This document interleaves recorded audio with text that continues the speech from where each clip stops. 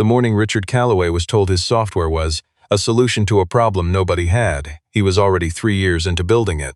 The VP of Technology at Northland Financial Group slid a single-page memo across the boardroom table and told him the project was being shut down effective immediately, that the company could not continue to fund a product with no clear revenue model and no client pipeline, and that his position was being eliminated. Richard read the memo the way he read everything, straight through once without expression. He signed the acknowledgement at the bottom.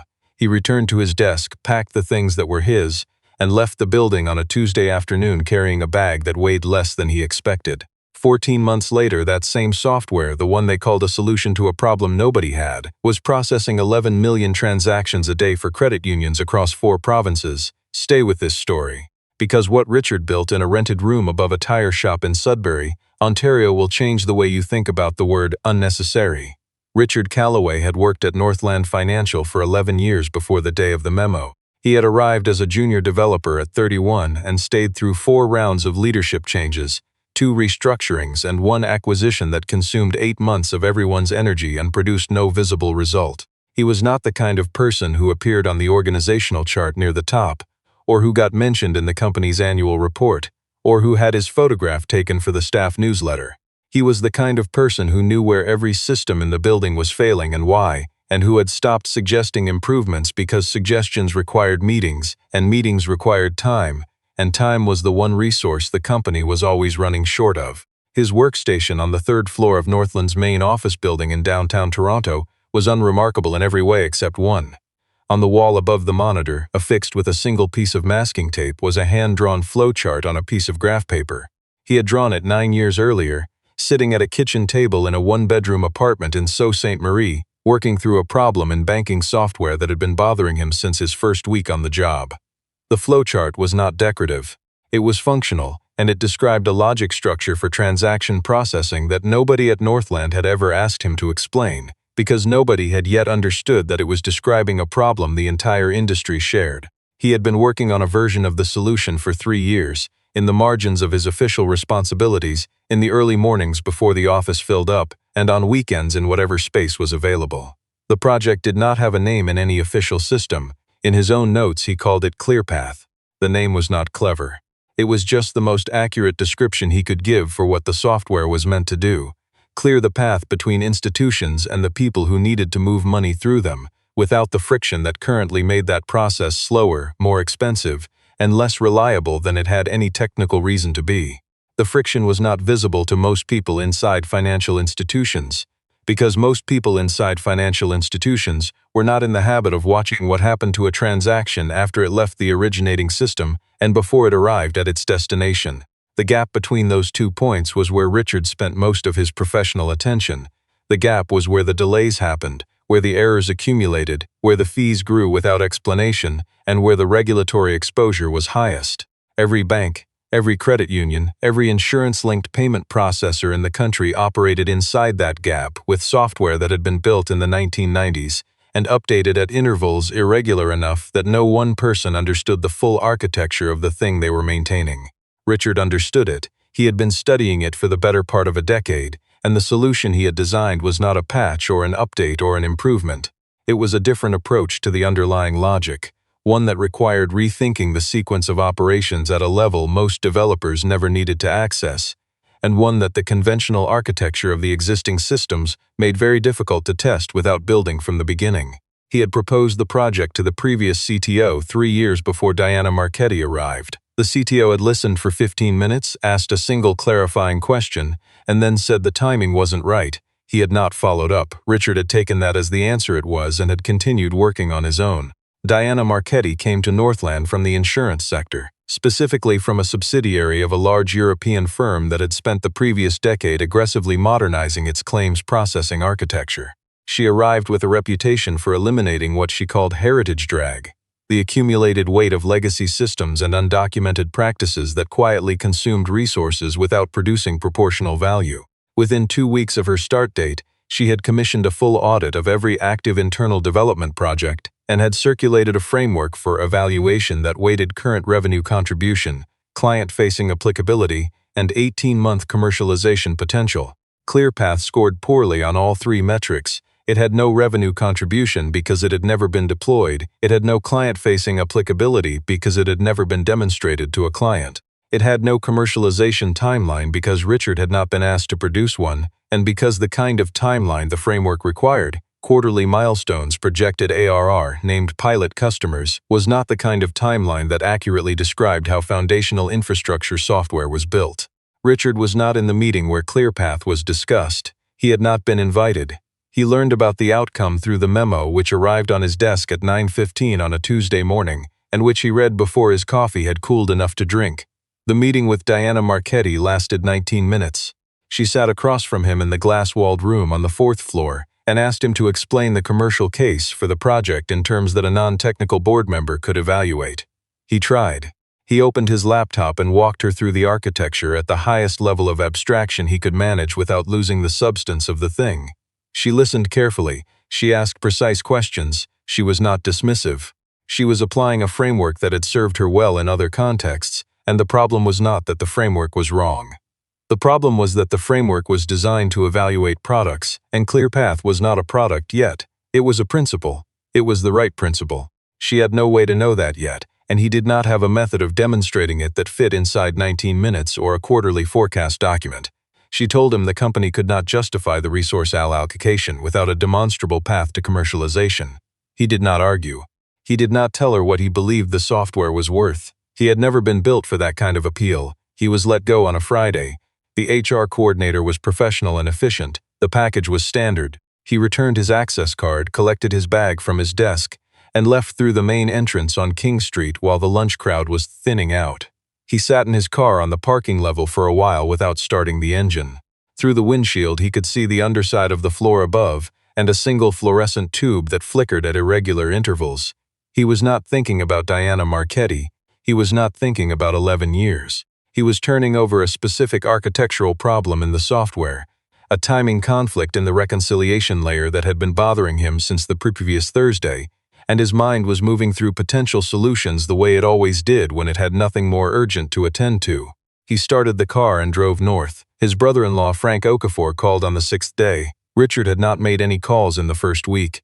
He had slept more than he had in years, had driven out to Lake Nipissing twice in the early mornings and stood on the dock in the cold looking at the water, and had filled 40 pages of a spiral notebook with revised architecture notes for ClearPath. Frank's call was brief. He had a commercial space above his automotive shop in Sudbury that he used for storage and occasionally for overflow paperwork. He said it was Richard's if he wanted it, no terms, no timeline, and that there was a folding table already up there and he would bring a space heater. Richard said he would take it. He moved up the following weekend with his own equipment, 2 laptops, an external monitor, a battery backup, and 7 notebooks. He set up the folding table against the north wall where an old window looked out over the service yard. Below, Frank and one of his mechanics talked through something under the hood of a pickup truck, their voices rising and falling with the work. The sound was useful. It kept the space from feeling as isolated as it was. He started not from where the project had been when Northland shut it down, but from the beginning of the design logic itself. He went through every decision he had made in the architecture, page by page, checking each assumption against the problem it was meant to address. He was looking for the point where the theory would break under careful examination. He found no such point. What he found instead over the course of the first month was a refinement. The timing conflict in the reconciliation layer had a solution that required not fixing the component showing the error, but changing the logic sequence upstream of it so the conflict never arose. The solution made the overall architecture simpler. In his experience, that was usually an indicator of correctness. He worked through November and into December without speaking to anyone from his professional life. Frank brought food up on the weekends and did not ask questions about the work, partly because Richard's explanations of it exceeded his technical vocabulary, and partly because he understood instinctively, from 30 years of mechanical work, that certain problems required a person to go silent for a while in order to hear what the system was telling them. Josephine Hartley sent a message in January. She had been a senior compliance analyst at Northland for 6 years, someone Richard had worked alongside on 3 different regulatory projects, and someone who had, on 2 occasions, told him directly that she thought ClearPath was addressing something important. She sent the message through a personal email account, not the Northland address. It was 4 sentences. She said she had been thinking about a dataset she had pulled in her final compliance audit before the project was canceled. She said she thought it was relevant to the reconciliation problem he had described to her once in the hallway outside the server room. She asked if he still had his personal number. He replied within the hour. They met at a diner near the highway outside Sudbury on a Saturday morning in late January when the temperature was below -20 and the parking lot had been scraped to bare ice. Josephine arrived with a laptop bag and ordered coffee before she sat down. She looked at him for a moment in the direct way she had always had, assessing whether he was all right without asking. Then she slid a USB drive across the table.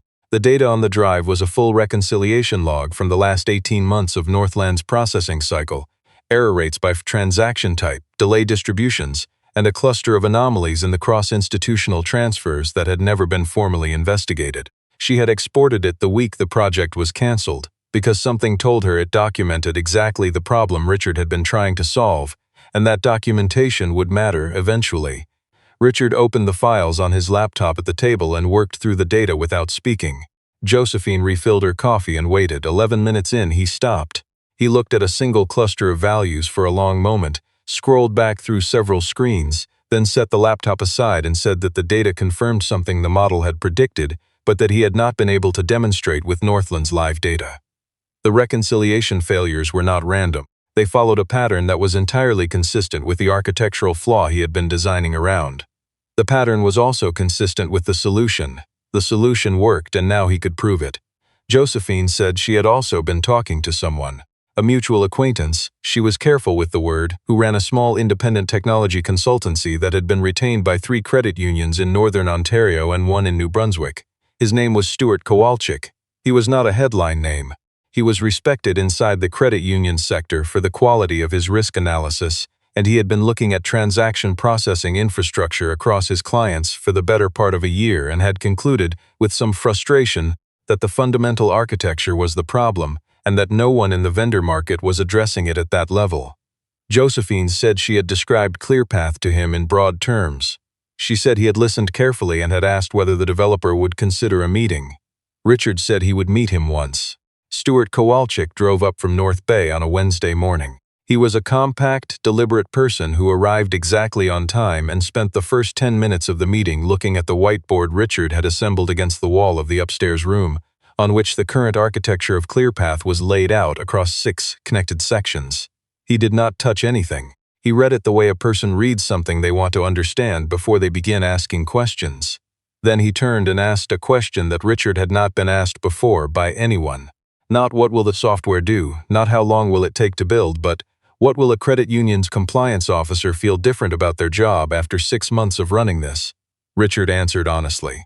He said the reconciliation failures that currently required manual review, which at a mid-sized credit union averaged 40 to 60 per month, would reduce to a number the compliance officer would likely not need to track separately. He said the delay distribution on cross-institutional transfers would compress in a way that affected the member-facing experience directly. And he said that the audit trail the software generated would be native to the architecture, not appended as a reporting layer, which meant regulatory documentation would become a byproduct of normal operations rather than a separate compliance exercise. Stuart listened to all of it without interrupting. When Richard finished, he said, "I have 3 clients who have that conversation with their compliance officers every quarter. When can you show me something running?" That was all.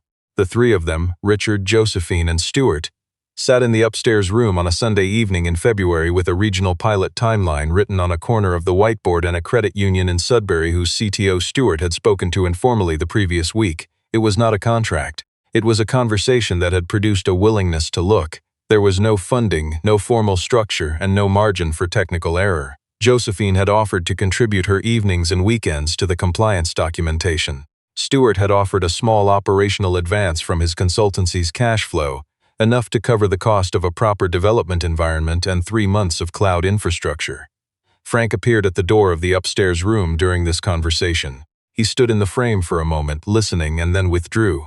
When Richard came downstairs an hour later, Frank was locking up the service bay. He asked, without looking up from the padlock, whether Richard had enough money to get it finished properly.